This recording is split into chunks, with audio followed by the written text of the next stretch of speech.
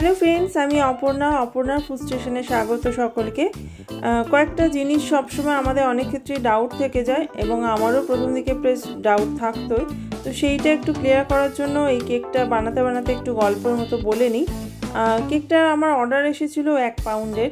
এখন 1 পাউন্ড আর 1 কেজি এটা কিন্তু এক নয়, সেটা সব সময় বোঝা উচিত এবং বোঝানো উচিত।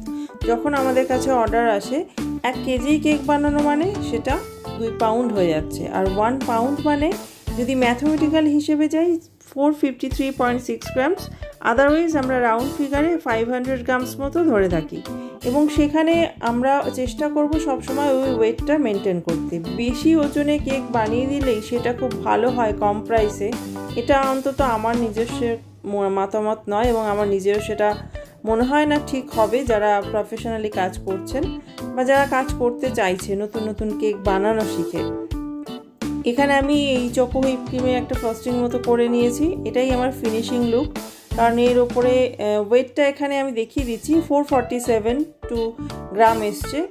447 আরেকবার দেখিয়ে নিচ্ছি, পজ করে দেখে নিতে পারেন। 447 to 450 গ্রাম, আমি 50 গ্রামস হাতে রেখেছি। এই 50 গ্রামসের মধ্যে আদার্স যা ডেকোরেশন আছে সেগুলো হয়ে যাবে। সেখানে আপনি টপারও বসাতে পারেন বা ক্রিমের ডেকোরেশনও করতে পারেন। এখানে আমি জাস্ট চকলেট ড্রিপ আর চকলেট লেয়ারিং করেছি, হোমমেড চকলেট দিয়ে সাজিয়েছি। তো এইটা একটু মাথায় রাখা প্রয়োজন। আশা করি যারা অনেকেই কেক বানান তারা প্রথম একটু ওয়েট একটু প্রাইসগুলো ক্যালকুলেট করে নেবেন এবং সেখানে আশা করি ঠিকঠাকই হবে, কারণ 6 ইঞ্চি মোল্ডে স্পঞ্জ কেক বানালে তাতে যা লেয়ার হবে আর 2টো লেয়ার হবে, আর খুব থিন করলে 3টে লেয়ারও হবে। আর এইভাবে আপনি ফ্রস্টিং করে নিলে সুন্দরভাবে আপনার 500 কেকের ওয়েট চলে আসবে। সুতরাং আপনার ক্ষেত্রেও রিজনেবল হবে আর যাকে দেবেন তার জন্যও ঠিকঠাক হবে।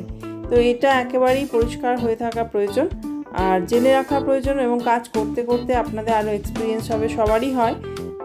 জাস্ট এটা আমারও এক সময় ডাউট হতো, সেই জন্য ভাবলাম এই কথাটা একটু শেয়ার করে নিই। এই হলো আমার ফাইনাল লুক। একটা ছোট অর্ডার ছিল, ভালো লাগলে নিশ্চয়ই শেয়ার করবেন, অপর্ণা ফুড স্টেশনকে সাবস্ক্রাইব করবেন। ভালো থাকবেন, নমস্কার।